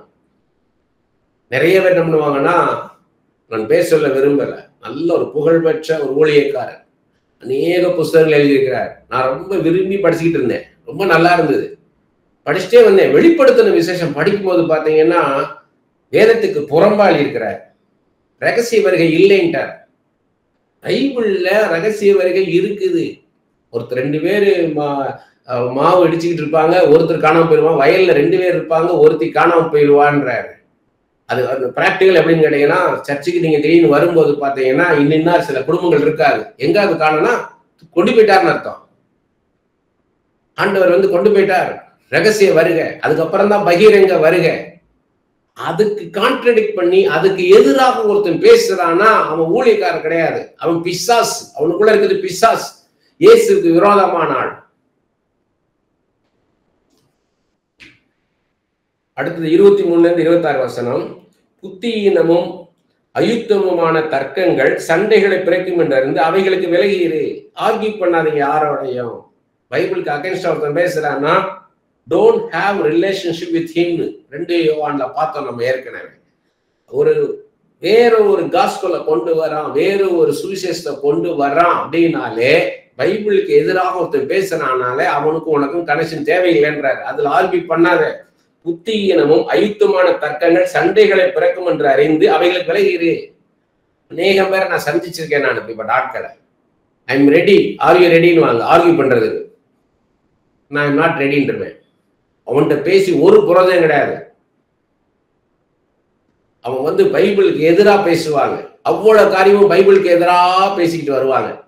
நம்ம அதை உட்காந்து நம்ம கேட்டுட்டு நம்ம இதுக்கு வேஸ்ட் பண்ணணும். நம்ம டைம் வேஸ்ட் பண்ணக்கூடாது. நம்ம டயர்டாயிருவோம். நம்ம ஸ்பிரிட்ல டயர்டாயிருவோம். அந்த மாதிரி ஆட்கள்கிட்ட நம்ம பேசவே தேவையில்லை. கர்த்தருடைய ஊழியக்காரன் சண்டை பண்ணுகிறவனாயிராமல் எல்லாருக்கும் சார்ந்தும் உள்ளவனும் போதக சமர்த்தனும் தீமையை சகிக்கிறவனுமா இருக்க வேண்டும். சமாதானத்தோட இருந்துன்றார். சண்டை பண்ணாத என்ன பண்ண, அவங்களோட ஹாவ் அ குட் ரிலேஷன்ஷிப்ன்றாரு. எல்லாத்துக்கும் சார்ந்தும் உள்ளவனாயிரு. ஒரு ஜென்டில் ஸ்பிரிட்டோட நடந்துக்கோ. போதக சமர்த்தனா இருக்கணும்ன்றாரு. நம்ம பேசும்போது எதையோ ஒண்ணு பேசக்கூடாது. நீங்க சண்டே கிளாஸ்ல டீச் பண்ற மாதிரி டீச் பண்ணிட்டு இருக்க கூடாது. நீங்க பேசுறீங்கன்னா ஒரு முதிர்ச்சி உள்ள உங்களுடைய முதிர்ச்சி, உங்களுடைய மெச்சூரிட்டி அதுல வெளிப்படணும். நீங்க அது வெறுமனா ஒரு எமோஷனல கிண்டில் பண்ணிட்டு, அதாவது உங்களோட உணர்ச்சிகளை தூண்டி விடுற மாதிரி பேசிக்கிட்டு பாருங்க. ஆடுமை தாவீதை அரசனாக உயர்த்தினார். அடிமையா இருந்த தானியேலை ராஜாக்களுக்கு ஆலோசனையாக உயர்த்தினார். அடிமையா இருந்த யோசேப்பை பிரதான மந்திரியா உயர்த்தினார். உங்களை அப்படி போல உயர்த்துவார். அல்லேலூயா ஆமென் ராபா காபா காபான்ற கூடாது. அப்படி உயர்த்தணும்னா நீ என்ன பண்ணணும்? அதுல என்ன கத்துக்கொள்ளணும்? எலியாட்ட என்ன கத்துக்கொள்ளணும்? விசுவாச வீரன் எலியா. அந்த எலியாட்ட இருந்தே நம்ம என்ன கத்துக்கொள்ளணும்? அதை பேசணும். எனக்குள்ள யார் அதை கத்துக்கொள்ளுவா? என்னுடைய பக்தி நான் நல்லா தான் இருக்கேன், என் ஜபம் நல்லா இருக்குது, வேத தியானம் நல்லா இருக்கு, நான் ஆண்டவரோட நல்லா தான் இருக்கிறேன், நல்ல ரிலேஷன் இருக்கிறேன், நல்லா பிரசங்கம் பண்ணிட்டு இருக்கேன், நல்லா ஜபிக்கிறேன் அப்படின்னு நினைச்சா ஸ்டேக்னட் ஆயிட்டீங்க நீங்க. அதுக்கப்புறம் நீங்க வளர முடியாது. நான் இன்னும் கற்றுக்கொள்ளணும், இன்னும் ஆண்டவரை பற்றி அறிகிற அறிவில நான் வளரணும், வேதத்தை பற்றி அறிகிற அறிவில நான் வளரணும், ஆண்டவரோட நான் நெருங்கி இருக்கணும் அப்படின்னு நினைக்கிறவங்க தான் கத்துக்கொள்வாங்க. எலியாட்டம் என்ன கத்துக்கொள்ளணும் ஐயா? எலியாட்டம் என்ன கத்துக்கொள்ளணும்? ஆண்டவர் கத்துக் கொடுப்பாரு உங்களுக்கு. நான் மோசைட்ட இருந்து என்ன கத்துக்கொள்ளணும், நான் பவுல்ட்ட இருந்து என்ன கத்துக்கொள்ளணும், நான் தோமாட்ட இருந்து என்ன கத்துக்கொள்ளணும். எல்லாரும் தோமாவை டவுட், அவர் சந்தேகப்படுறவரு, நான் இயேசுவை கண்ணால பார்க்கணும், ஒரு காயங்கள்லாம் நான் கண்ணால பார்க்கணும், என் கையை விட்டு தொடாவணும் அப்படின்னு எவ்வளோ டவுட் ஆனாருன்னு. ஏங்க அப்படிப்பட்ட ஒருத்தரையா ஒரு இயேசு தான் கூட வச்சுக்கிட்டாரு. அதுல நம்ம கத்துக்கொள்ளணும். எல்லாரும் பிரசங்கம் பண்ணி அது காதுல விழுந்ததுனால அதை வச்சே தோமாவை பார்க்க கூடாது. முந்திரி கொட்டை பேதுரு பாருங்க முந்திரி கொட்டை அப்படின்னு சொல்றதுனால முந்திரி கொட்டையா பார்க்க கூடாது. பிரதான அப்போஸ்தலன் முதலாக இயேசுவால தெரிந்து கொள்ளப்பட்ட ஒரு பாத்திரம், மகோன்னதமான பாத்திரம். இயேசுவே நான் பேதுருட்ட இருந்து என்ன கத்துக்கொள்ளணும்னு கேட்கணும். மற்ற பிரசங்கங்களை வச்சுக்கிட்டு நீங்க பைபிளை படிக்காதீங்க. குழந்தைய போல அப்ரோச் பண்ணுங்க. ஒரு இன்னசென்ட் சைல்டு, வலதுகைக்கும் இடதுகைக்கும் வித்தியாசம் தெரியாத ஒரு இளம் பிள்ளை எப்படி ஒரு காரியத்தை கேட்குமோ அப்படி போல இன்னசென்ட்டா நீங்க பைபிளுக்குள்ள போனீங்கன்னா ஈஸியா லேர்ன் பண்ணிடுவீங்க. இயேசுவே எனக்கு கற்றுக் கொடுங்கப்பா, இயேசுவே எனக்கு கற்றுக் கொடுங்க. எல்லாரும் பேசிட்டாங்க. யோவான் 2ஆம் அதிகாரத்துல தண்ணீரை திராட்சரசமாக மாற்றினார், என் வேலை இன்னும் வரவில்லைன்னாரு அப்படின்னு படிச்சுட்டே இருந்தீங்கன்னா அப்படியே பதிஞ்சிடும். ஆண்டவரே இதுல இன்னும் காரியங்கள் இருக்குது, மோசையை போல நில்லுங்க. மோசைட்ட 40 நாள் இரவும் பகல் ஆண்டவர் பேசிட்டாரு, இரவு பகலாக. அதுக்கப்புறம் மோசை வெயிட் பண்றார், இன்னும் இருக்குமை பற்றி அறிந்து கொள்ள காரியம்ன்றார். அப்பதான் ஆண்டவர் சொல்றாரு, எல்லாத்தையும் நீ கேட்டு நீ கற்றுக்கொள்ள முடியாது மோசை, சில காரியங்களை உன் வாழ்க்கையில நான் செய்வேன், செய்து முடித்த பிறகு என் மகிமையை நீ காண்பாய், என் மகத்துவத்தை நீ காண்பாய் என்றார். உங்களுடைய மகிமை, உங்களுடைய மகத்துவம், உங்களுடைய பரிபூர்ணத்தை நான் பார்க்கணும்னு நிக்கிறார். அப்படி போல நிக்கணும். இன்னும் இருக்கு ஆண்டவரே, இன்னும் இருக்குதுல, இன்னும் காரியங்கள் இருக்குதுல. குர்நேலி வீட்டுல என்ன நடந்தது, லீதியாவின் இருதயத்தை எப்படி திறந்தீங்க, சிறைச்சாலை தலைவனுடைய இருதயம் எப்படி தொடப்பட்டது, எனக்கு சொல்லுங்க ஆண்டவரே, சொல்லுங்க. அப்படியே நீங்க படிச்சீங்கன்னா உங்களுக்கு ஆண்டவர் பேசுவாரு. அந்த அத்தனை பட்டணத்துல என்ன நடந்தது பாரு, என்ன நடந்தது, விக்கிரங்களால நிறைந்தது பார்த்து ஆவியில வைராக்கியம் கொண்டான் பவுல். ஃபர்ஸ்ட் லீதியாளின் இருதயம் தொடப்பட்டது, அடுத்து குறி சொல்ற ஆவி, அவர் ரசிக்கப்பட்டா, அடுத்து சிறைச்சாலை தலைவர் ரசிக்கப்பட்டான். அப்படியே வரிசையா பார், வேரியஸ் லெவல்ல இருந்தவங்க, சொசைட்டில சமுதாயத்துல வேற வேற லெவல்ல இருந்த 3 பேரை எப்படி பவுல வச்சு டச் பண்ண பார். அதே போல எப்படிப்பட்ட ரெவலேஷன் உங்களுக்கு கிடைக்குதோ அப்படி போல உங்களை பயன்படுத்துவார். உங்களுக்கு கிடைக்கிற ரெவலேஷன் வச்சு தெரிஞ்சுக்கலாம், உங்களை அதைத்தான் பேச வைக்க போறார். அப்படிப்பட்ட அனுபவங்கள் உங்களை நடத்த போறார்னு அர்த்தம். வெறுமனை செங்கடல 2 பிளந்தார், அல்லேலூயா ஆமென் ஓ ரபா காபான்ற கூடாது, மேக்ரோ விஷயம்ல இருக்கக்கூடாது, கழுகு பார்வையிலே பார்த்துட்டு இருக்க கூடாது. கீழே இறங்கி வாங்க, செங்கடல் முன்னாடி நில்லுங்க, மோசைக்கு முன்னாடி நில்லுங்க. மோசை நிக்கிறார், இஸ்ரவேல் ஜனங்க நிக்கிறார், எகிப்து ராணுவம் வந்துகிட்டு இருக்குது, பார்வோனுடைய ராணுவம், கடல் நிக்குது. மோசை இடத்துல நின்று பாருங்க எப்படி இருக்கும். அவ்வளவுதான், முடிஞ்சு போச்சுன்னு நினைக்கிறேன் மேடம். அந்த இடத்துல என்ன நான் கற்றுக்கொள்ளணும் ஆண்டவரே, what I have to learn from this incident, இதுல இருந்து என்ன கற்றுக்கொள்ளணும் கேளுங்க ஆண்டவர்கிட்ட. Use your imagination, use your thinking, use your feeling. அதுக்கு தான் நமக்கு கொடுத்திருக்கிறார். உணர்வுகளையும் சிந்தனைகளையும் கற்பனைகளையும் அதுக்கு தான் ஆண்டவர் கொடுத்திருக்கிறார். பைபிள் ஆர்டினரி புக்கு கிடையாது, சாதாரண புத்தகம் கிடையாது, தெய்வீக ஞானத்தில் எழுதப்பட்ட புஸ்தகம், நம்ம மனித அறிவுக்கெல்லாம் அப்பாற்பட்ட புஸ்தகம், தெய்வீக ஞானம் உள்ள புஸ்தகம். இதை படிச்சுட்டு நீ தெரிஞ்சுட்டீங்கன்னா வாழ்க்கை எல்லாத்தையும் அண்டர்ஸ்டாண்ட் பண்ணலாம். நீங்க புதுசா ஒரு கான்ஃபரன்ஸ் போய் உட்காடுறீங்க, ஒவ்வொருத்தரும் ஒவ்வொரு ஸ்பிரிட் இருக்கும், ஒவ்வொரு ஸ்பிரிட்டையும் உங்களுக்கு காமிப்பார். இது என்ன ஸ்பிரிட், இது என்ன ஸ்பிரிட். நிறைய பேர் என்ன பண்ணீங்கன்னா ஒரு போதனைக்குள்ள வச்சு வளர்த்து, இது பார்வனி நாவி, இது அந்த ஆவி, இந்த ஆவி, இப்படியே போட்டு அப்படியே ரொட்டீனா ஒரு குட் ஸ்ட்ரெயின் மாதிரி டக்கு டக்கு டக்கு டக்கு டக்கு டக்கு டக்கு டக்குன்னு அவங்க ஜபம் 1-2-2-2-4 3-2-6 4-2-8 5-2-10 6-2-12 கற்றேன் கற்றேன் வெற்றேன் கற்றேன் வெற்றேன் இப்படியே பழகிட்டு கறிக்கடைக்கெல்லாம் போனதை பத்தி நான் வந்து எடுத்து எடுப்பான், ஆட்டு எடுத்து மேல இருந்து எடுப்பான், எடுத்து சக் சக் சக் சக் சக் வெட்டுவான், இப்படி போட்டு திரும்பி சக் சக் சக் தண்ணி தூக்கி போன டப் டப் டப் டப் வெட்டுவான். கொத்துக்கறி புரோட்டா போடுவாங்க மதுரையில், டபாட்டா பட்டாபாட்டம் கொத்து புரோட்டான்னு. அது மாதிரி பிரேயரை போட்டு டபாடா படவாடா படவாடா படவாடா ஏதோ பண்ணிட்டு இருக்க வேண்டிய.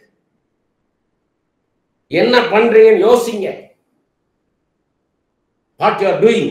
ஆண்டவர் கேட்பார், என்ன பண்ணிட்டு இருக்க. பிள்ளையாண்ட வந்து கேட்டார் இல்லையா, யாரு உங்களை கூட தங்கி இருக்கவங்களா யாருன்னு கேட்டாரு. ஆண்டவருக்கு தெரியாது. உங்க கூட படுத்திருக்காங்களே இவங்களா யாருங்க. அப்பவே என்ன சொல்றோம், யூ நோ லார்டுன்னு இருக்கானே. எசேக்கியேல் வந்து சொல்லியிருப்பாரு, இந்த உலர்ந்த எலும்புகள் உயிரோடு எழும்புவானா ஆண்டவராய் கர்த்தராகிய தேவரே நீர் அறிவீர்னார். பீலியாவுக்கு தெரிஞ்சிருக்கான்னு கேட்கிறாரு. யாரு இவங்க எல்லாம் தெரியுமா, எதுக்காக வந்திருக்காங்கன்னு தெரியுமா, எந்த நோக்கத்துல வந்திருக்காங்க தெரியுமா. ஈச் அண்ட் எவ்ரி மூமெண்ட் ஆண்டவர்கிட்ட கேளுங்க, கேளுங்க. ஆண்டவர்கிட்ட கத்து கொடுப்பாருங்க. அவர் என்ன சொல்றாரு, நான் தான் உனக்கு குரு, நான் தான் உனக்கு போதகர், நான் தான் உனக்கு பிதான்ட்டார். I am your teacher, I am your master, I am your ஃபாதர்ன்ட்டார். அந்த அபிஷேகம் உனக்கு சகலவற்றையும் கற்றுக் கொடுக்கும். ஒருவர் உனக்கு கற்றுக் கொடுக்க வேண்டியதில்லை, நானே உனக்கு கற்றுக் கொடுப்பேன். எனக்குள்ள இருந்து பரிசுத்த ஆவியானவர் பேசுறாரு, நான் பேசுறேன். உங்களுக்குள்ள இருக்கிற பரிசுத்த ஆவியானவர் என்ன பண்றாரு, அதை அண்டர்ஸ்டாண்ட் பண்ண வைக்கிறார். நான் என்ன சொல்றேன், எதுக்கு சொல்றேன், என்ன சொல்றேன், எல்லாத்தையும் உங்களை நிதானிக்க வைக்கிறார். ஆனா நம்ம என்ன பண்றோம், நம்ம அறிவில இருந்து நம்ம புத்தியிலிருந்து என்ன பண்றோம், கிராஸ் பண்றோம். அங்கதான் தவறு நடக்குது. ஆண்டவரே என்ன சொல்றார் கேளுங்க. ஆண்டவரே இது என்ன பேசுகிறீர், என்னோடு நீர் தான் பேசுகிறீரா, அந்த மனுஷன் பேசுகிறானா சொல்லுங்க. ஆண்டவரே டிசைன் பண்ணுங்க. ஆண்டவர் கத்துக் கொடுப்பார். 25வது வசனம், எதிர்பேசுகிறவர்கள் சத்தியத்தை அறியும்படி தேவன் அவர்களுக்கு மனம் திரும்புவதை அருளத்தக்கதாகும்.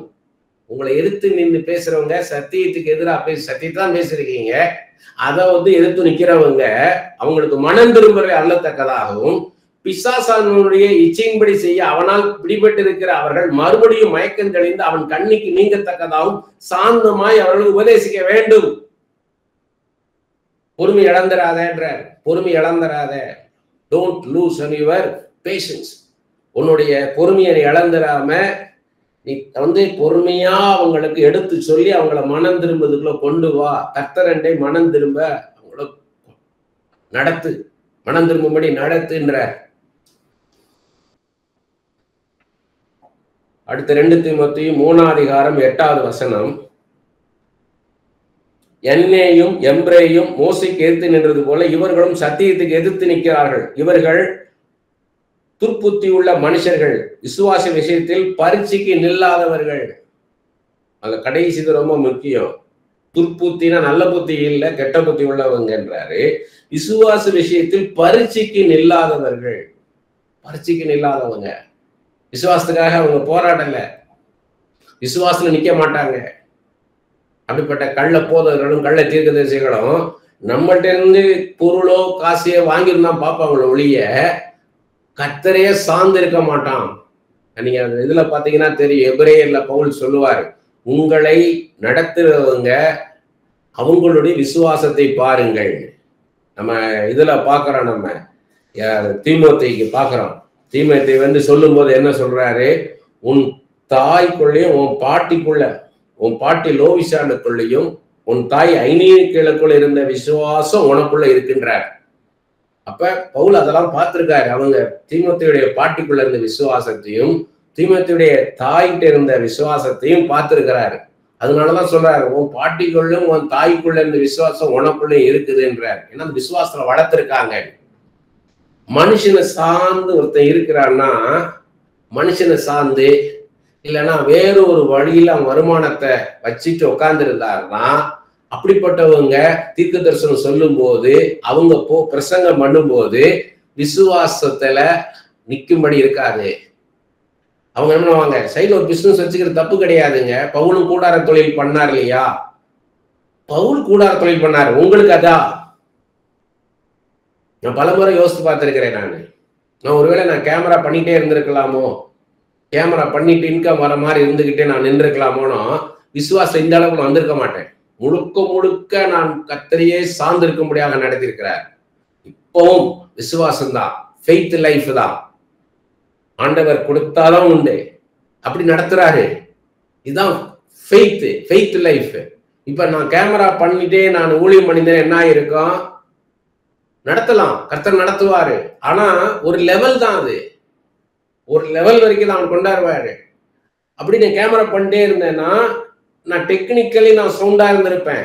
என்னுடைய டேலண்ட் அவங்க யூஸ் ஆகியிருக்கும், என்னோட இமேஜினேஷன் திங்கிங் எல்லாம் அவங்க யூஸ் ஆகியிருக்கும். ஆனா 50-50 இருந்திருக்கும். ஆனா 70-30 இல்ல 60-40 தான் இருந்திருப்பேன். நான் எனக்கு முழுக்க 100% நான் இந்த மாதிரி ஃபெய்த்துல உட்கார்ந்து இருக்க மாட்டேன். நான் என்ன அப்படிதான் வச்சிருந்திருப்பாரு. நான் இந்த கதையை எழுதி ஒரு வருமானம் வரவழைச்சிட்டு, படம் வரைஞ்சு கொடுத்து அதுல ஒரு வருமானத்தை வச்சுட்டு, கேமரா பண்ணி ஒரு வருமானத்தை வச்சுட்டு இருந்தேன்னா, நான் அங்கிருந்து வருமா பணம், ஏதாவது கதையை எழுதி காசு வராதா, படம் வரைஞ்சு காசு வராதா, கேமரா பண்ணி காசு வராதான்னு நான் பார்த்துட்டு இருப்பேனுடைய கர்த்தரை பார்க்க மாட்டேன். கர்த்தரை மாத்திரம் சார்ந்து இருக்க முடியாது. ஒவ்வொருத்தரும் நடத்துற விதம் வித்தியாசமா இருக்கும். அப்ப முதல்ல நீ என்ன பண்ணணும்? ஊழியத்தை தொடங்கணும். எந்த வேலையில இருந்தாலும் ஊழியத்தை தொடங்கணும். அப்ப ஊழியம் பிரதானமா வரணும். ஊழியம் பிரதானமா வரணும். அப்ப அதுக்கு அதிகமாக நீங்க ப்ரிப்பேர் ஆகணும். என்ன யூஸ் பண்ணுங்க ஆண்டவரை, யூஸ் பண்ணணும். நீ இருக்கிற இடத்துல யூஸ் பண்ண ஆரம்பிப்பாரு. உங்கள்ட்ட ஆத்மாக்களை கொண்டு வருவார், இல்ல உங்களை ஆத்மாக்கிட்ட கொண்டு போவார். சூழ்நிலை, ஊழியத்திற்கான சூழ்நிலையை அவர் உண்டாக்குவார். என்னை பயன்படுத்துங்கப்பா, என்னை பயன்படுத்துங்க நீங்க கேட்கணும்.